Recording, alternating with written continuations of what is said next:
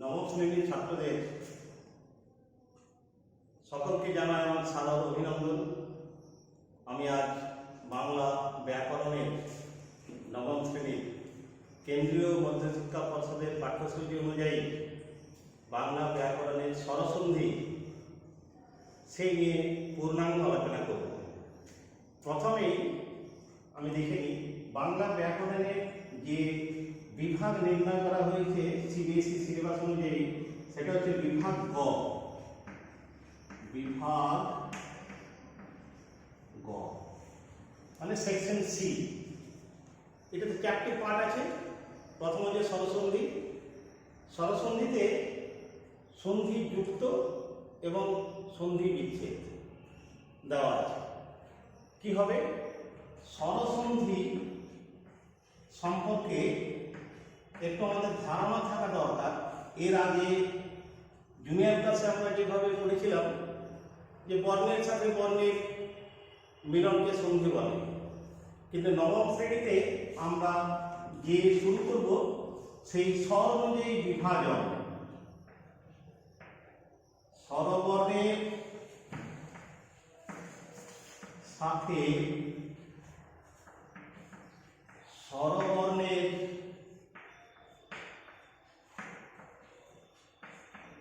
মিলনকে বলে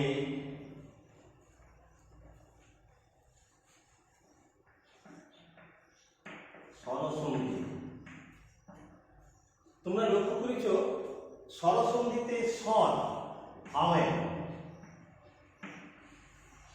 এই অনুযায়ী বিভাজন, স্বরবর্ণ অনুযায়ী বিভাজন হবে। কিভাবে?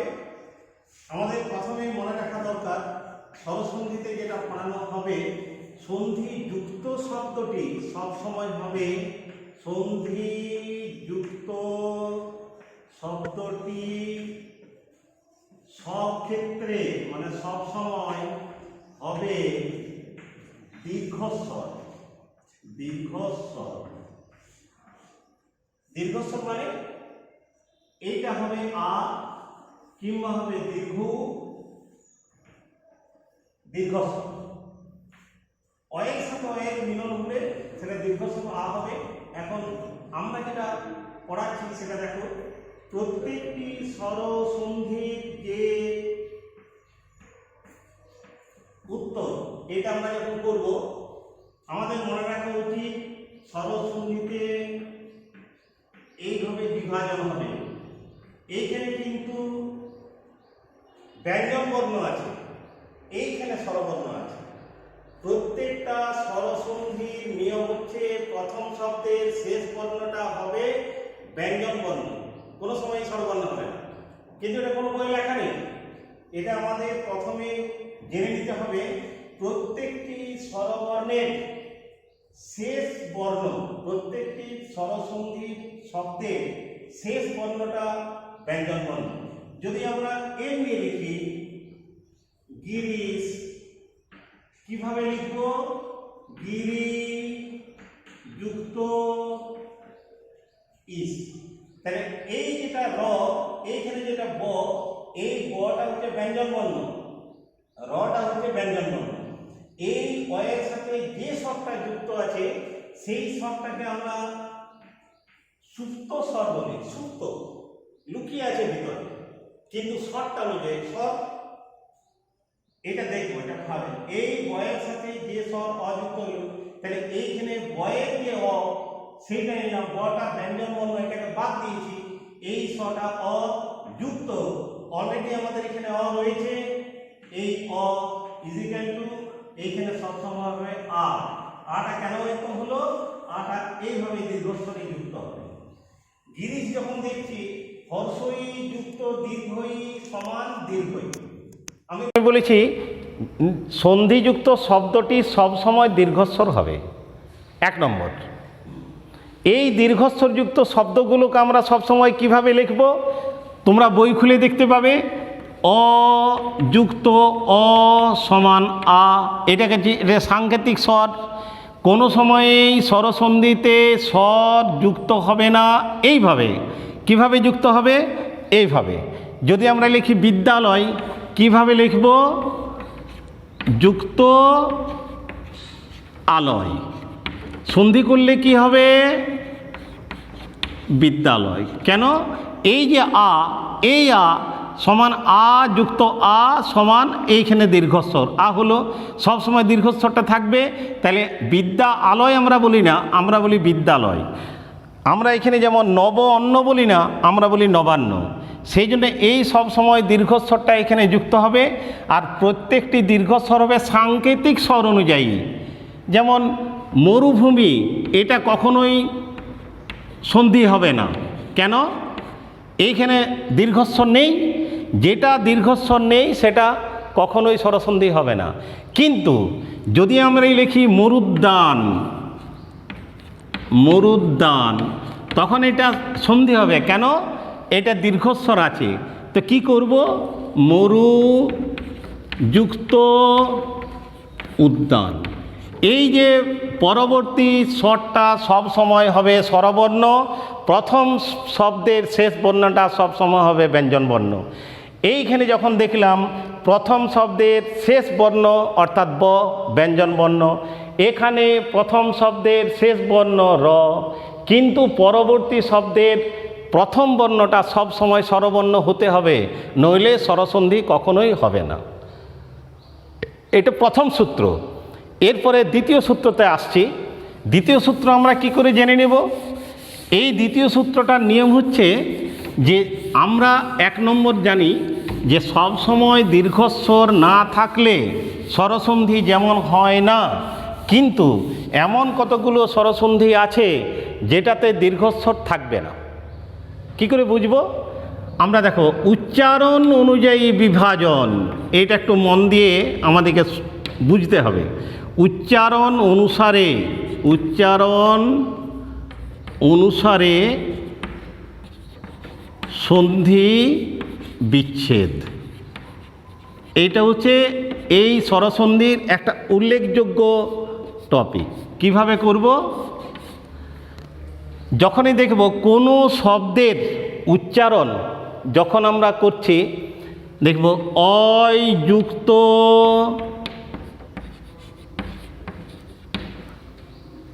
সন্ধিযুক্ত শব্দ, এটা ব্র্যাকেটে রাখলাম। এরপর কি হবে? এইটাকে যদি অয় যুক্ত আছে তখন সন্ধি বিচ্ছেদে আমাদেরকে নিয়ে আসতে হবে কোনটা? মনে রাখবে, যে শব্দের সাথে অয় যুক্ত থাকবে সেই শব্দের সন্ধি বিচ্ছেদে একটি সূত্র, একার যুক্ত স্বরবর্ণ। একার যুক্ত স্বরবর্ণ, নট স্বর। স্বর সবসময় সাংকেতিক স্বর, আর স্বরবর্ণ সবসময় বর্ণটা দেখা যাবে। তাহলে কি হবে? মনে করো আমরা এইটা সূত্র, আর সন্ধি বিচ্ছেদ করতে দেওয়া হয়েছে নয়ন। এখানে তো অযুক্ত সমানা, হর্ষযুক্ত হর্ষই সমান দীর্ঘই, এরকম তো চলবে না। এটাতে কি করতে হবে? দেখতে হবে উচ্চারণ অনুযায়ী, উচ্চারণটা এটার নয়ন, কিংবা দেওয়া আছে শয়ন। কি করব?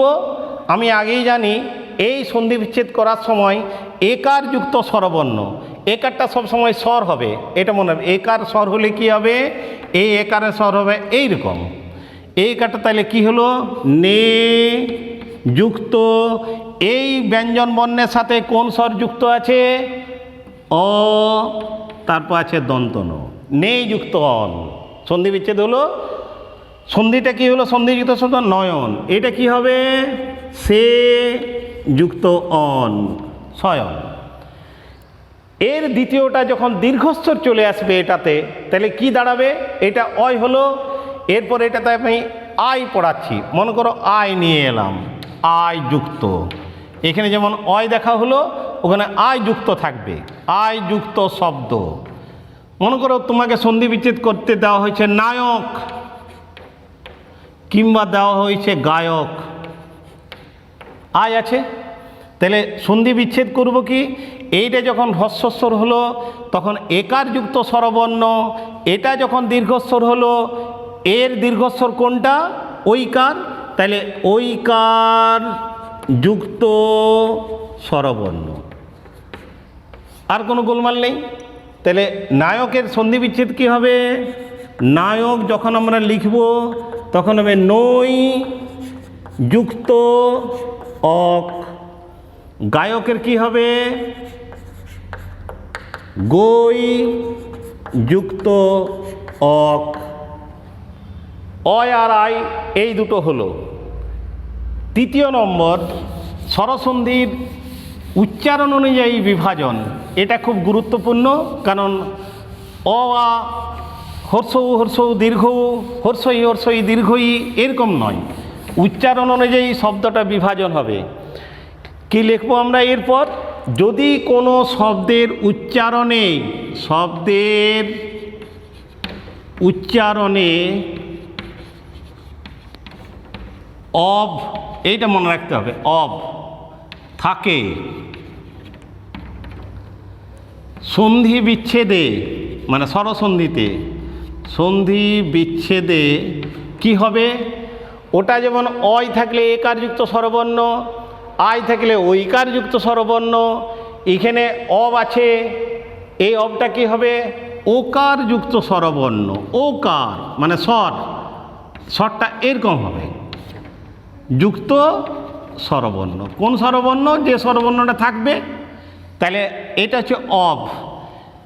আমি যদি এটাকে অব শব্দযুক্ত করি, পরীক্ষাতে মনে করো তোমাদের ভবন, কোনো বুঝার দরকার নেই, ভবন অব আছে, কিংবা এলো পবন অব আছে, সন্ধি বিচ্ছেদ কিলে ওকার পো যুক্ত, নিশ্চয়ই বন হবে না, কারণ বনটা হচ্ছে ব্যঞ্জন বর্ণ, এটা তখন পো যুক্ত অন, পবন,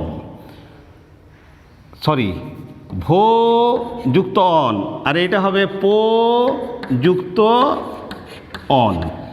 এটা হয়ে গেল অব থেকে। এরপর এটাকে দীর্ঘস্বর করে দাও। ওটা যেমন অয় থেকে আই হলো, এই দীর্ঘস্বরে যদি আবযুক্ত কোনো শব্দ থাকে, আবযুক্ত শব্দে সন্ধি বিচ্ছেদে কী হবে? এইটা যদি ওকার হয়, ওটা হবে ঔকার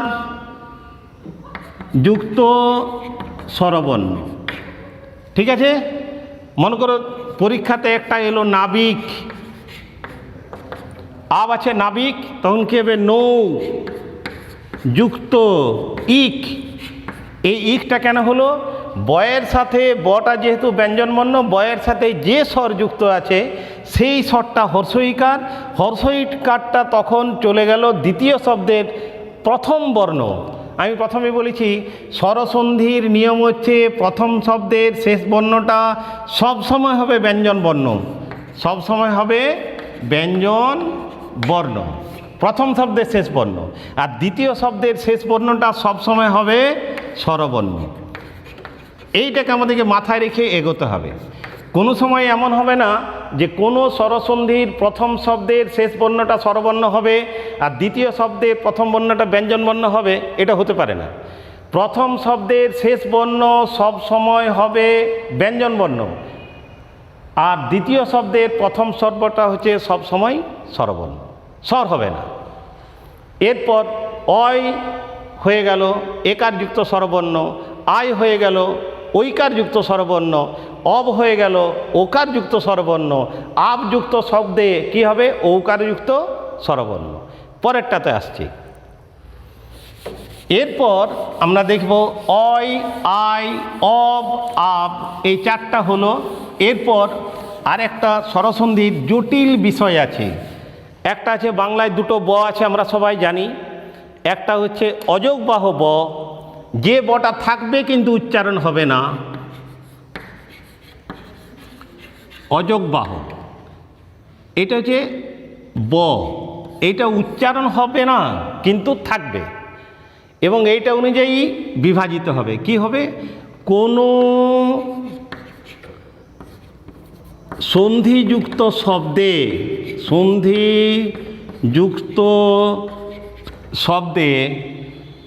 যদি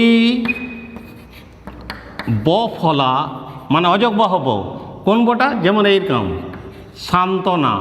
সান্ত্বনা, এটা অযোগবাহ ব। স্বাগত, এটা অযজ্ঞবাহব। এই অযজ্ঞবাহবটা নিচে থাকবে, কিন্তু এখানে মন্বন্তর অযজ্ঞবাহব, মন্বন্তর ম দন্তনয় বয়ে দন্তনতয়ে র, এইটা হচ্ছে অযজ্ঞবাহব। এখন যদি বফলা থাকে তাহলে সন্ধি বিচ্ছেদে এগুলো একবার যদি ভালো করে জানা যায় আর বই পড়ার দরকার হবে না। সন্ধি বিচ্ছেদে কি হবে, এই বফলাটা থাকলে হর্ষৌকার, হর্ষৌকার মানে স্বর, এটা মনে রাখতে হবে। স্বর আর স্বরবর্ণ কিন্তু এক নয়। এইটা হচ্ছে হর্ষৌ হচ্ছে স্বরবর্ণ আর হর্ষৌ হচ্ছে স্বর, মানে সাংকেতিক। এটার নাম হচ্ছে সাংকেতিক, সিম্বলিক। উচ্চারণে থাকবে, প্রত্যেকটা ব্যঞ্জনবর্ণের সাথে যখন যুক্ত হবে তখন স্বর হবে, কখনোই স্বরবর্ণ হবে না। আমরা যখন কুজন লিখি, কুজন পাখির ডাক, তখন লিখলি দীর্ঘ এরকম। কুজন খারাপ লোক, তখন লিখি বর্গীয় জ, কিন্তু কখনোই এরকম লিখি না। এই কুজনটাকে এরকম লিখব না, এই কুজনটাকে এরকম লিখি না, এটা সন্ধি করি। তাহলে এই যে স্বরটা এলো সাংকেতিক স্বর, এটাকে বলা হয় সাংকেতিক, তেমনি এটা সাংকেতিক। তাহলে কি হবে, তাহলে সন্ধি বিচ্ছেদে উকার যুক্ত স্বরবর্ণ হবে। প্রতিবার এটা আমাদেরকে মাথায় রাখতে হবে, স্বরবর্ণ হবে। এর আগে আমরা প্রত্যেকবার লিখেছি পরবর্তীটা যুক্ত স্বরবর্ণ হবে। অয় ক্ষেত্রে হবে, আয় ক্ষেত্রে হবে, অবের ক্ষেত্রে হবে, আবের ক্ষেত্রে হবে, বফলার ক্ষেত্রে হবে। কি হলো তাইলে, তাহলে যে শব্দগুলো এইটা আমরা দেখছি মন্বন্তর সন্ধি বিচ্ছেদ করতে দিয়েছে, কি করব, এইটা আছে, এইটা ব্যঞ্জনবর্ণ, এইটাকে তুলতে হবে। তাহলে কি করব, মনু হর্ষকার, ওই যে চলে এলো যুক্ত, এইখানে আকার ওকার কিছুই নাই, তখন হবে অন্তর, মন্বন্তর। পশ্চধম শব্দটাকে যদি আমরা করি, কি হবে, পশু যুক্ত অধম। যেহেতু এখানে আকার উকার কিছু নেই, সেই জন্য অটা যুক্ত হয়েছে। এরপর যদি একটা এইরকম থাকে, ঘুরিয়ে দেয়, বফলাটা পেছন দিকে রইল, লাস্টে রইল, তখন আমরা কি করব, আমরা সূত্রটা জানি, হর্ষকার যুক্ত স্বরবর্ণ। তাহলে কি দাঁড়ালো এখানে, তনু যুক্ত কোন স্বর হবে, এইখানে হর্ষকার, এইখানে হর্ষকার, এইখানে হর্ষকার চলে এলো নিয়ম অনুযায়ী, এইখানে যে স্বর যুক্ত আছে সেই স্বরটা বর্ণ হবে। তাহলে স্বরসন্ধিতে নিয়ম হচ্ছে বর্ণ মানে এখানে দীর্ঘই হবে, নিশ্চয়ই কখনো অন্য স্বর হবে না। তাহলে তন্নি সন্ধি বিচ্ছেদ করতে গেলে তনুযুক্ত ই দীর্ঘই, সাধ্যি দন্তশাখার ধয়ে বয়ে দীর্ঘই, সাধুযুক্ত দীর্ঘই। এই ক্ষেত্রে আমরা দেখব যখনই বফলা অযজ্ঞ যুক্ত শব্দে থাকবে, সন্ধি বিচ্ছেদ করতে গেলে হর্ষকার যুক্ত স্বরবর্ণ সব ক্ষেত্রে হবে, সব জায়গায় হবে, ভুল হওয়ার কোনো সম্ভাবনা নেই। নেক্সট, এই স্বরসন্ধিতে আরেকটা উল্লেখযোগ্য সূত্র আছে, যে সূত্রটা হচ্ছে জফলা। জফলা আমরা জানি, এই জফলাটা আরেকটা অযজ্ঞবাহু হিসাবে সন্ধিতে প্রয়োগ হয়, যেটাকে আমরা নাম দিয়েছি এরকম জফলা, সিম্বলিক এরকম আমরা বলি। এই জফলাটা থাকলে কি হবে, যদি কোনো শব্দে কোনো সন্ধিযুক্ত শব্দে এগুলো থাকবে, সন্ধিযুক্ত শব্দ না হলে জফলাযুক্ত হবে না, সন্ধিযুক্ত শব্দ না হলে বফলাযুক্ত হবে না, সন্ধি বিচ্ছেদে এগুলো থাকবে না, সন্ধিযুক্ত শব্দে থাকবে। জফলা থাকে, এটাকে বাংলায় বানানে লিখে দিলাম, জফলা থাকলে এরপর সন্ধি বিচ্ছেদে কি হবে, সন্ধি বিচ্ছেদে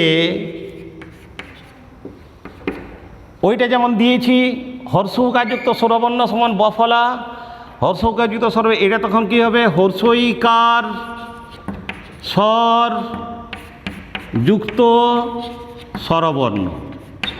তাহলে কি দাঁড়ালো, তাহলে জফলা দেখলেন প্রত্যহ, জফলা আছে হর্ষইকার প্রতি যুক্ত অহ, প্রত্যাগমন, প্রত্যাগমন প্রতি যুক্ত আগমন। এইভাবে যেখানে জফলা সেই জফলাটা উঠে যাবে, সেই জায়গাতে হর্ষইকার হবে, যে স্বরটা যুক্ত থাকবে সেই স্বরটা, এখানে কোনো স্বর নেই বলে অ হয়েছে, এখানে স্বরটা আ আছে বলে এখানে আ হয়েছে। এর পরবর্তী ক্লাসে শুরু করব অন্য একটা পর্ব, এই স্বরসন্ধি সূত্র অনুযায়ী হলো। এর পরের ক্লাসে আমি আবার বিশদ আলোচনা করার জন্য আসবো। ভালো থেকো, ধন্যবাদ।